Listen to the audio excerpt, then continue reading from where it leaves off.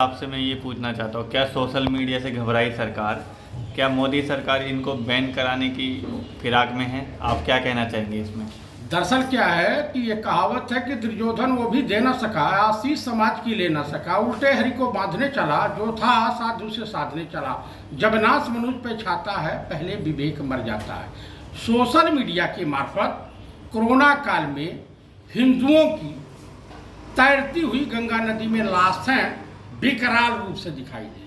आज भी जो गंगा के तट पर हिंदुओं लाशों को मुस्लिम रीति रिवाज के अनुसार उसको दफनाया गया था, उसके ऊपर जो कफन के कपड़े पड़े हुए थे, उसको उत्तर प्रदेश सरकार बटोरने का काम कर रही है गंगा के किनारे से। इतनी योगी आदित्यनाथ की जो है थू हो गई है। उसके अलावा कोरोना महामारी पे कभी मोदी सरकार कोई बैठक नहीं ली, कभी आरएसएस वालों को कोई चिंता नहीं हुई। लेकिन उत्तर प्रदेश और 8 राज्यों में होने वाले विगत 2022 में विधानसभा चुनाव को देखते हुए अपनी चुनावी रणनीति को तैयार करने के लिए ये जालिम सरकार में बने रहने के लिए बैठक कर रही है।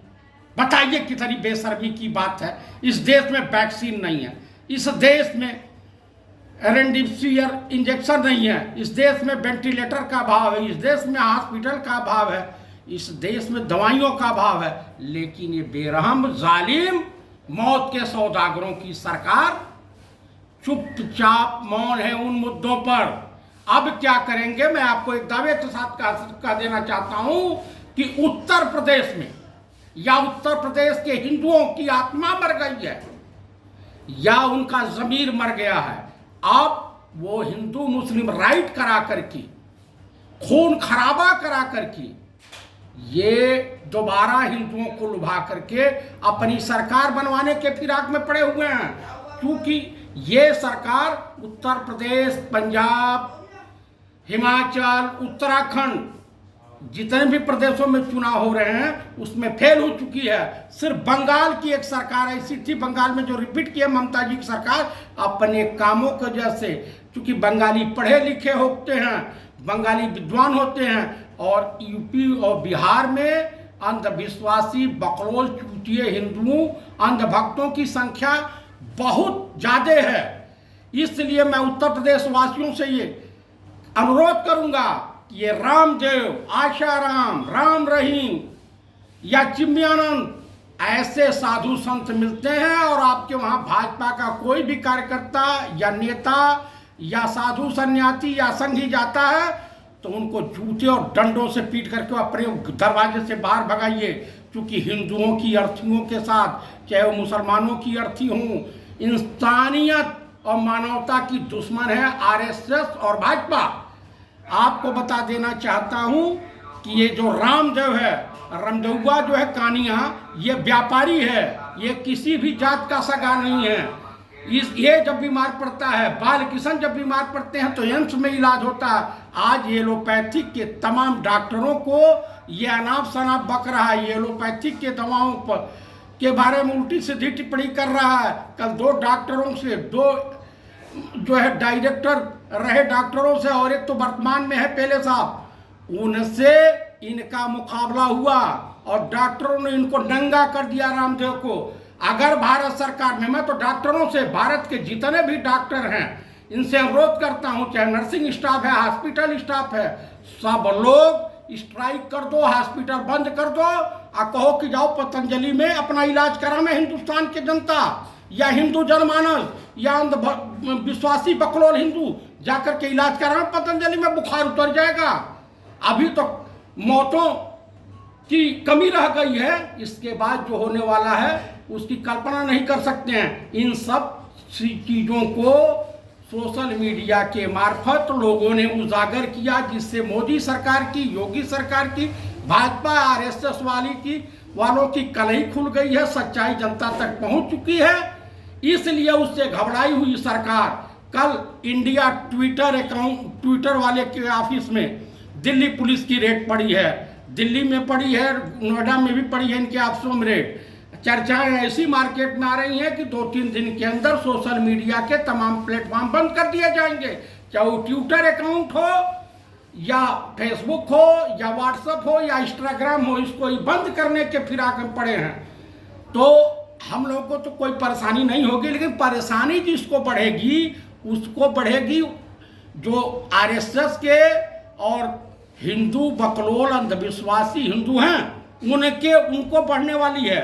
हम लोग को सेहत पर कोई फर्क नहीं पड़ता, हम जनता के साथ संबंध में हैं, संपर्क में हैं, संवाद करते हैं और हम सच्चाई की बात करते हैं, हम विकास की बात करते हैं, हम विनाश की बात नहीं करते हैं। इस देश का जो भी विकास हुआ है कांग्रेस की सरकारों में हुआ है, चाहे पंडित नेहरू जी की दूरदृष्टि रही हो, नए भारत का निर्माण करने का उनका सपना रहा, उन्होंने किया। इंदिरा जी, शास्त्री जी, गुलजारी लाल नंदा जी और तमाम हमारे देश के जो भी प्रधानमंत्री रहे हिंदुस्तान के विकास में अपना अहम योगदान अदा किए हैं। लेकिन ये ऐसी सरकार आई है जो जुमलेबाजी, बकैती, झूठे वादे, 15 लाख का लालच, हिंदुज़म और इस्लामीकरण के नाम पर समाज में को बांट करके आपसी भाईचारा और गंगा जमुनी को समाप्त करने के फिराक में है।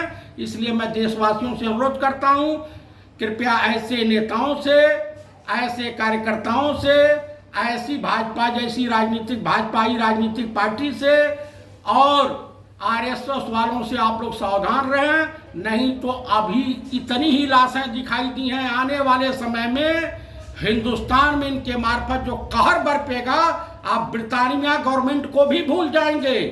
जितने भी जालिम यहाँ के तनासार हैं उनकी सरकारों को भी आप लोग भूल जाएंगे, हिटलर को भी भूल जाएंगे और आपके बच्चे भीख मांगेंगे रोडों पर। आपकी बहु बेटियों की इज्जत ये आरएसएस वाले और भाजपाई गुंडे तार तार कर देंगे। इसी के साथ मैं अपने वाणी को विराम देते हुए मैं सभी लोगों से आग्रह करता हूं, इस वीडियो को देखें, लाइक करें, सब्सक्राइब करें और अधिक से अधिक संख्या में इसको शेयर करें ताकि सच्चाई सरकार की जनता जनार्दन के बीच जाए।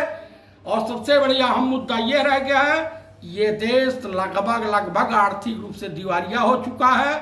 नीरव मोदी ने जो इंग्लैंड में की कोर्ट में बयान दिया है कि जो 13,000 का घोटाला हुआ था उसमें सिर्फ 32% हिस्सा मेरे हैं, बाकी भाजपाई नेताओं के हैं। उनके पास 3 पासपोर्ट 2014 में बना था, मोदी सरकार बतावे कि ये पासपोर्ट कैसे उनके नाम पर रिलीज हुआ था। एक ही व्यक्ति के नाम पर 3 पासपोर्ट। ये मोदी सरकार को जनता को बयान देना पड़ेगा, जवाब देना पड़ेगा। और ये रिजर्व बैंक जो खाली हो रहा है, तमाम बैंक बिक रहे हैं, तमाम सरकारी संस्थाएं बिक रही हैं, इसके लिए गुनाहगार कौन है और इसके लिए जिम्मेदार कौन है? ये भारत सरकार ही नहीं, इस देश की जनमानस को फैसला करना पड़ेगा। इसी के साथ जय हिंद, जय भारत, जय कांग्रेस।